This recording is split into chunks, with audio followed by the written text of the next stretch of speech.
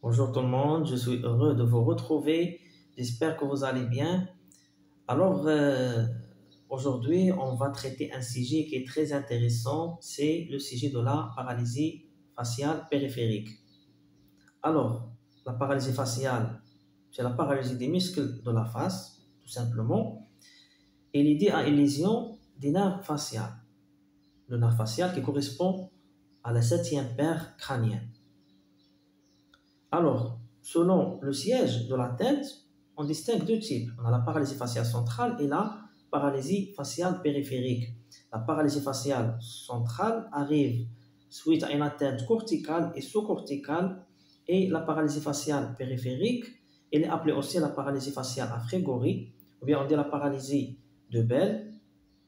C'est une atteinte qui est aiguë et unilatérale et elle se caractérise par un défaut d'occlusion. Alors, la paralysie faciale périphérique provoque une gêne fonctionnelle de l'articulation temporomandibulaire. Donc, on trouve un dysfonctionnement de l'appareil temporomandibulaire en général. On trouve des problèmes de mastication et de phonation, ça veut dire la parole, et même la déglutition pose un problème dans ce cas. Pourquoi? Parce que chez la plupart des patients, on constate une accumulation de la salive au sein de la cavité buccale. Donc, la vidange automatique n'existe pas. La vidange peut être volontaire lorsque le patient remarque une accumulation de la salive dans sa bouche. Alors, concernant l'étiologie, ça veut dire les causes de la maladie, il y a plusieurs causes. Il y a des causes qui sont infectieuses, comme par exemple le zona, comme l'otite moyenne, aiguë et chronique, le VIH, etc. Donc, il y a des maladies infectieuses qui peuvent être la cause majeure de la paralysie faciale périphérique. Et il y a aussi des causes traumatiques, bien traumatologiques. La paralysie faciale périphérique peut être la conséquence d'un traumatisme, comme par exemple la fracture de rocher, comme le traumatisme des nerfs faciales chez le nouveau-né lors d'un accouchement qui est difficile. On peut parler aussi des complications et des séquelles de la chirurgie de l'oreille, etc. Donc, il y a des causes qui sont traumatiques et des causes qui sont infectieuses. Il y a des causes tumorales, bien sûr en fonction de la localisation de la tumeur, et il y a même des maladies chroniques qui peuvent être derrière la paralysie faciale périphérique, comme par exemple le diabète. Le diabète peut provoquer à long terme une paralysie faciale périphérique. Et aussi les maladies auto-immunes comme la sclérose en plaques, comme le syndrome de Guillain-Barré, c'est la polyradiculanévrite, la sarcoïdose, etc. Donc, il y a plusieurs causes, mais des fois, on reçoit des patients qui ne présentent pas ces causes. Après avoir examiné le malade, aucune cause n'est confirmée. Dans ce cas, on parle de la paralysie faciale qui est dite idiopathique. On dit la paralysie faciale périphérique idiopathique. Alors, on passe brièvement au traitement. Normalement, le traitement comporte trois volets. On a le traitement médical, le traitement chirurgical et le traitement fonctionnel. Le traitement fonctionnel, ça veut dire la kinésithérapie. Alors, pour le traitement médical, il se base sur la corticothérapie et sur le traitement antiviral. Ça, c'est très important. Le traitement antiviral doit être associé aux corticoïdes. Il semble efficace dans certains cas, surtout en cas d'une paralysie qui est sévère. Et aussi la prévention des complications oculaires. Ça, c'est très important aussi. Il faut prévenir contre les complications oculaires par un suivi médical qui est bien adéquat et par des consultations ophtalmologiques régulières et par la protection de la cornée. Quoi d'autre? Le deuxième type de traitement, c'est le traitement chirurgical. Bien sûr, selon l'avis des médecins traitants, il y a des cas qui nécessitent la chirurgie. Quoi d'autre? Le troisième type de traitement, c'est le traitement kinésithérapique. Hein. La kinésithérapie, c'est le traitement le plus important dans la prise en charge de ces patients. La rééducation a pour objectif de réduire la douleur et les contractures, et récupérer la force musculaire, et récupérer l'ouverture buccale, et aussi elle vise à restaurer la symétrie du visage, soit au repos et aussi pendant l'activité, ça veut dire pendant la réalisation des mimiques. Alors, lors de la prise en charge de notre patient, il faut respecter le passage par 4 stades. Ce sont les stades de la rééducation pour éviter la co-contraction. Le premier stade, c'est le stade passif, comme son nom l'indique. Dans ce stade, le patient est passif, il ne fait rien. Il pense au mouvement qu'il cherche pendant que le thérapeute exécute le geste pour lui. Et lorsque le kiné va sentir l'ébauche des moindres mouvements, on passe directement au deuxième stade qui est le stade passif assisté. D'accord? Pour le stade passif assisté, le patient regarde dans un miroir, il prend l'initiative, il essaye de lancer la programmation du mouvement lui seul, et dès que le moindre mouvement est perçu, le kiné intervient pour accompagner le mouvement, afin de solliciter l'attention visuelle et cognitive du patient. D'accord? Donc, le premier stade, c'est le stade passif. Le deuxième stade, c'est le stade passif assisté. Le troisième stade, c'est le stade actif assisté. Dans ce stade, le kiné accompagne le geste, accompagne le mouvement, mais seulement en fin de la course, et non pas au début. Et le quatrième stade, c'est le stade actif. Dans ce stade, le patient est actif. Il réalise les mimiques lui seul devant un miroir et n'a pas besoin d'une aide de la part d'une tierce personne. D'accord? Donc, le passage par ces stades et le respect de leur durée est primordial pour lutter contre les spasmes et pour éviter les co-contractions. Alors, normalement, le protocole de la rééducation doit être adapté à l'évolution de la maladie. Hein, pour l'évolution de la maladie, on a 3 phases. Hein, l'évolution se déroule selon 3 phases.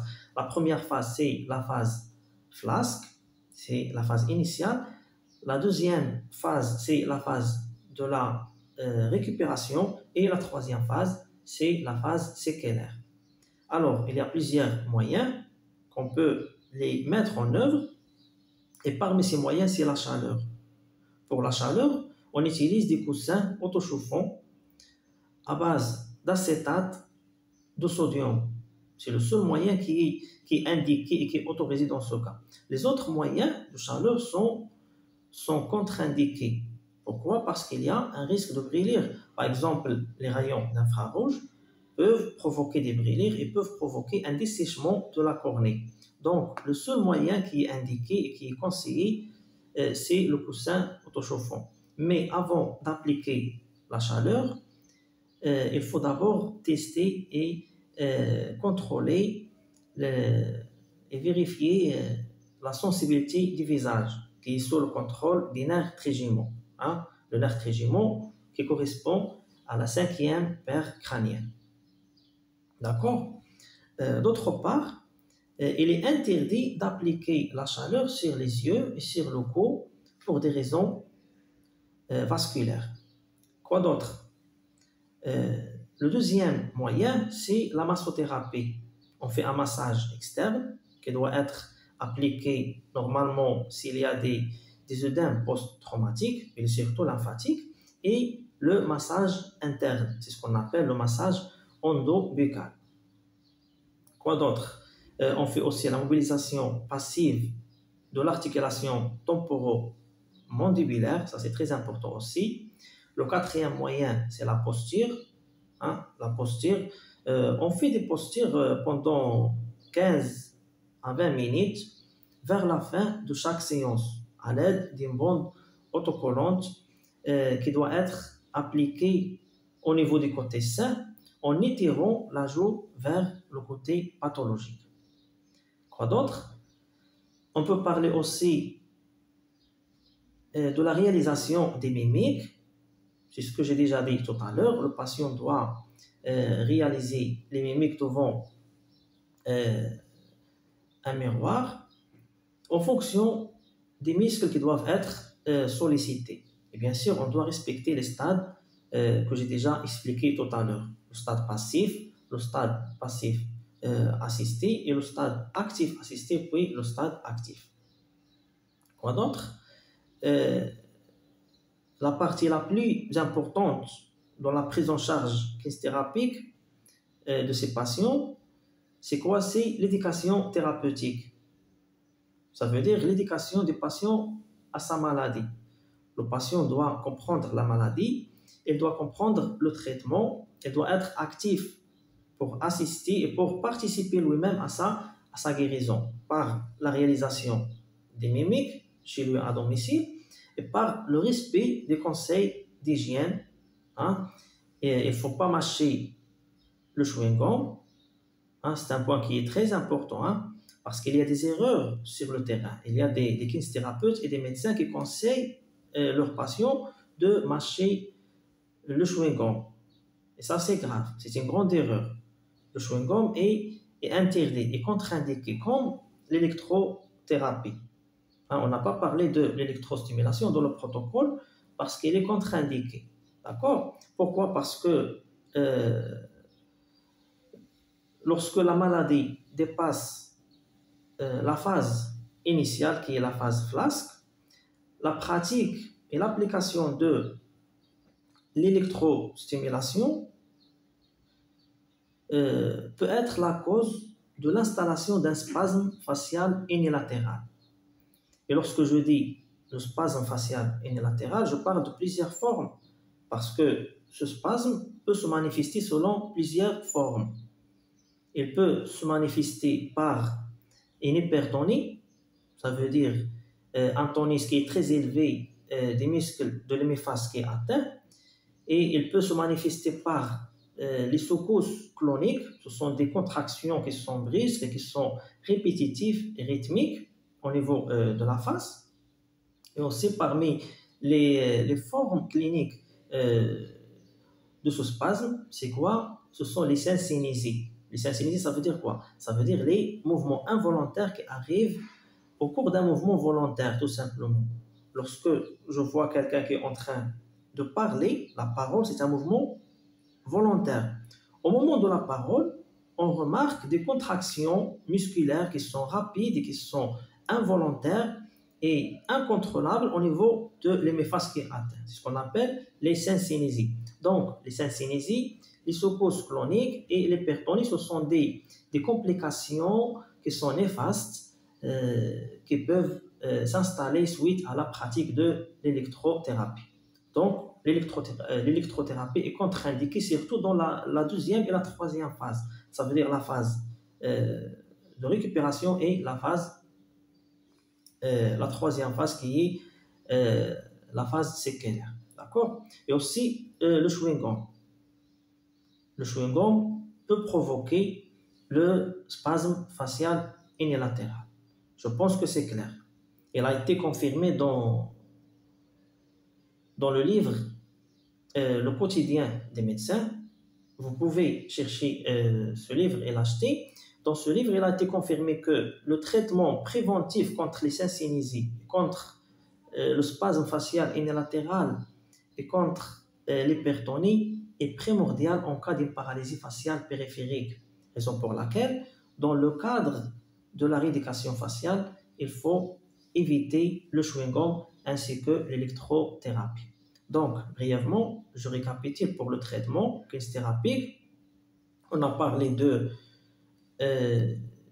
la chaleur et précisément les coussins auto-chauffants, la mobilisation passive de l'articulation temporomandibulaire, le massage, un massage qui est externe et interne, c'est le massage endobuccal, et aussi la posture à l'aide d'une bande autocollante et la réalisation des mimiques devant un miroir et aussi l'éducation thérapeutique.